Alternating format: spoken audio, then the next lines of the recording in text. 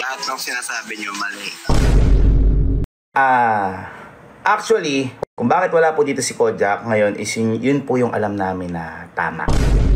Hindi po totoo na si Kojak po yung umalis. Ako po ang nagpaalis kay Kojak. Guys, pwede ko kayo reklamo sa mga sinasabi niyo na yan, mga pangit na words. Wala namang katotohanan. Sa mga nakaraang araw, binunyag ni Sir Gavin ang totoong dahilan kung bakit wala na si Kojak sa Kampinpin. The reason why po is ganito. Actually, kung bakit wala po dito si Kojak ngayon is yun po yung alam namin na tama. Okay? To make it shorter po, si Kojak po ay nawala dahil nawala po yung pagpo-focus niya po sa pag-aaral. Okay? So, 2 weeks po siyang halos di pumasok, pero tinatanong ko po kung siya parate, masok ka na ba? Okay naman, wala naman daw pasok, ganyan-ganyan. Tapos, nung nalaman namin, dahil may subject na magkaklase sila ni Kelsey, binabasa ko lang po yung notes ko para hindi tayo maano. Ang reason po ni Kojak ay alam niya, pero may 3 subject siyang na-enroll.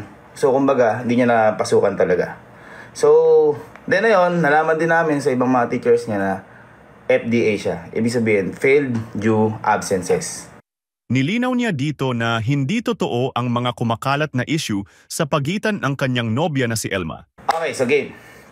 Guys, kaya po dito ko po i-explain. Una sa lahat, ayoko pong pagkakitaan po ito. Kaya po dito po tayo sa may TikTok live and tinurn off ko po lahat ng gifts. Ayoko pong pagkakitaan yung ganito. Gusto ko lang pong linawin lahat ng mga nangyayari. And at the same time, gusto ko pong liwanagin din yung mga, syempre, mga fake news. Una na po dito, yung mga kumakalat, yung patungkol po, yung kay Elma, yung kay Kojak. Wala akong katotohanan yun. Tungkol sa kanilang dalawa na yan. Meron daw ginapang. Meron naman daw niligawan si mama. Diyos me, magkakapatid ho kami. Magkakapatid ho kami dito. Wala po katotohanan yun. Mabait po na bata si Kojak. Okay. So, tapos na po tayo doon. Wala po tayong mga fake news doon. Okay. Inamin din niya dito na hindi totoo na dumating ang tatay ni Kojak. Bagkus isa lamang itong dahilan upang maobserbahan nila na kung magbabago ang isang Kojak. Kaya nung pinauwi namin si Kojak at sinabi namin sa vlog, kasi sinasabi lang namin po na dumating yung tatay niya. Pero lahat po yun, ginagawa lang namin yun. Dahil inaalalayan po namin si Kojak, dahil tinitingnan po namin na baka maging okay bigla. Kasi gustong gusto rin po namin bumalik agad si Kojak sa amin. Pero yun nga po, mahirap naman po kung walang, ang tawag doon, walang sense ng improvement. So ganun. Again, nagsisinungaling po kami doon. Sinasabi namin, nandiyan lang po yung tatay niya, kaya kaya pinauwi namin. Nagsisinungaling lang po kami doon. Sinasabi lang po namin yun para humiram po kami ng time para tingnan po siya at saka, ang tawag doon, yung manmanan kung nag-i-improve o hindi. Kasi gusto namin siya kagad bumalik.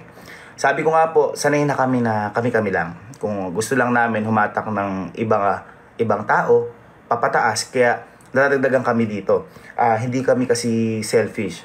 Ibig sabihin, si Kojak, tinuturing po namin niya na hindi kaibigan, kundi pamilya, kapatid. Yun yung turing po namin dyan. Pagkatapos ng mga aligasyon at issue na binabato sa kanya, ay matapang na sinagot ito ni Kojak kailan lang sa kanyang TikTok live. Guys, pwede ko kayo reklamo sa mga sinasabi niyo na yan, mga pangit na words. Wala namang katotohanan. Lahat ng sinasabi niyo mali. Idinaan din niya ang kanyang taos-pusong mensahe sa kanyang Facebook account bilang paumanhin at pasasalamat dahil tinanggap pa rin sila nito.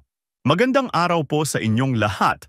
Umpisahan ko na po sa paghingi ng paumanhin at pasensya sa pagkakamaling nagawa ko lalo na sa pag-aral. Aminado naman po ako nakakapag-focus sa pag-aaral at kung minsan naman po ay hindi ko po kinakaya. Pero pinapangako ko pong mag-aral na po akong mabuti. Makabalik man po ako o hindi, ang susumikap po akong makapagtapos, hindi para sa ibang tao kundi para sa sarili ko po. At taos-puso po akong nagpapasalamat sa Kapinpin family, lalo na kay Kuya Gavin. Katulad nga po ng sinabi ni Kuya Gavin, hindi lang po kaibigan ang tingin niya sa mga taong pinapapasok niya sa buhay niya, kundi isang pamilya na rin. Kaya sobrang nagpapasalamat po ako sa inyo. Muli po, maraming salamat po sa lahat Kuya Gavin at pasensya na po sa lahat. Tapos, Sa mga nagsasabi na ginagamit lang po namin si Kojak, ang tanong ko lang naman po, paano niyo po ba nakilala si Kojak? So yun lang. At saka, hindi po namin pinilit si Kojak dahil siya po ang gustong sumama sa amin noong umpisa pa lang po. And nakita ko po na napakabuti po talaga ng puso ng bata na yun. Kaya sabi ko, isasama po namin to sa paglipad. Okay? So wala po tayong kaso doon. Kasi lahat po ng kasama po dito, hinihila po namin pataas. At kahit hindi ko po kadugo, tinuturing ko po na pamilya. Sadyang mapanghusga lang po yung mga mababa ang level na pangunawa. Kaya wag po kayong maniniwala sa mga fake news kasi actually hindi ko na nga po kailangan mag-explain eh. Kumbaga natakot lang po ako ngayon dahil baka may lumabas na iba. Kawawa naman po si Kojak. Iba yung binabato nyo sa tao. Kumbaga, kaya lang po namin ginagawa ito para sa pag-aaral. Siguro lahat naman po tayo eh. Bawat pamilya, kunyari nag-games yung anak mo. Ganun. O, tama na yan, mag-aral ka. Parang ganun lang siya. Pero, sabi ko nga, top love siya na, syempre, as a teacher dati, hindi ko po papayagan na hindi makatapos yung bata na yun. Suportado pa rin po namin yun. So, kinausap po ulit namin yung magulang ni Kojak dito, personal. At sabi namin, tingnan, ulit kung mas maging okay si Kojak, kaso ganun pa rin. At saka ito po, bago po mangyari lahat yan, gumawa na rin po ako ng way, kinausap ko rin po yung magulang ni Kojak na ito po, babagsakan na po yung anak nyo. Ano po ba yung magagawa natin, tita, tito? So, ginawan po nila ng paraan, bla bla bla. Naging okay si Kojak, kinausap ulit lahat ng mga teachers. Naging okay, kaso nang enrollan nga ulit, nagtaka ako, bakit naging ganun? Di pumasok, ganyan-ganyan. Kaya natatakot po ako, baka kami may problema. Pero, lagi po namin siyang pinapaalala, lagi ko po siyang chinecheck kung pumasok o hindi. Okay naman, pumasok naman daw. Tsaka, last, isa pa namin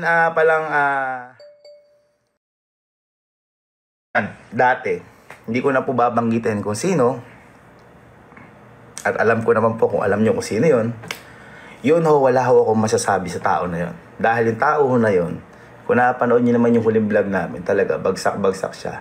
And after po nun, hindi na po siya talaga pumasok. At marami pong akong hindi pwedeng sabihin dito sa tao na yon. Ako po ang nagpaalis sa tao din na yon, kaya gusto ko po ako na lang po yung sisihin nyo. Kasi kapag nagpaliwanag po ako, ayoko pong makasira ng tao dahil may pinagsamahan po kami ng tao na yon. Alam nyo na po kung sino yon. Again, hindi ko po kayang sabihin dito dahil masisira po yung tao na yon.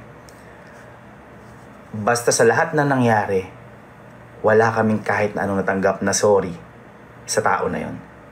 Okay? Pero all goods lang. Kaya ko po sinasabi na hindi ko pwede sabihin kasi may pinagsamahan po kami at mahal ko din po yung tao na yun na nakasama namin dati. Okay? At lahat po ng kwento na yan na sinasabi ko, alam po lahat ni Kojak yan. Kaya siguro kapag nagkwento na lang yung tao na yun, tsaka na lang kami sasagot kung ano yung totoo at tsaka tama. Kasi lahat po ng sinasabi namin, meron po kaming ebidensya. Grabe na may 100k. Ayun. Meron po kami lahat na ebidensya. Again, ako po yung nagpaalis sa tao na yun.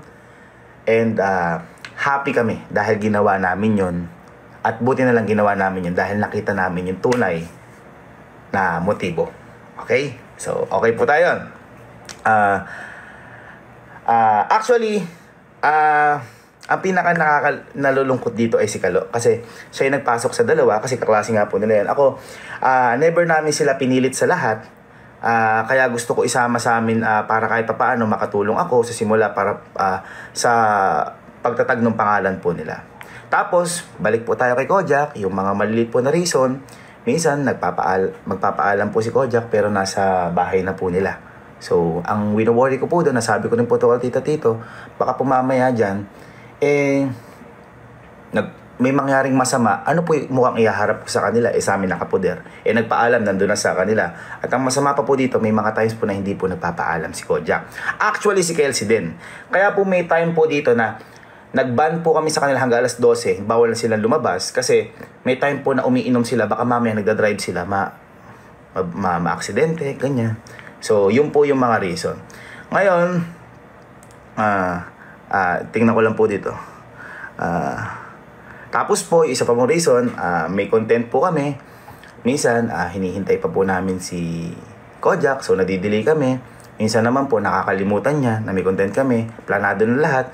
So sabi ko nga po, ito seryoso po kami sa bagay na to kasi may mga taong naghihintay po sa amin para sumaya. So hindi po namin po pwedeng huminto kami para sa iba.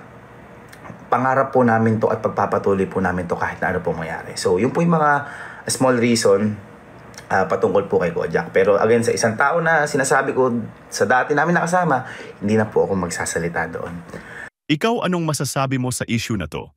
I-comment ito sa baba upang malaman ng ibang tao ang opinyon mo.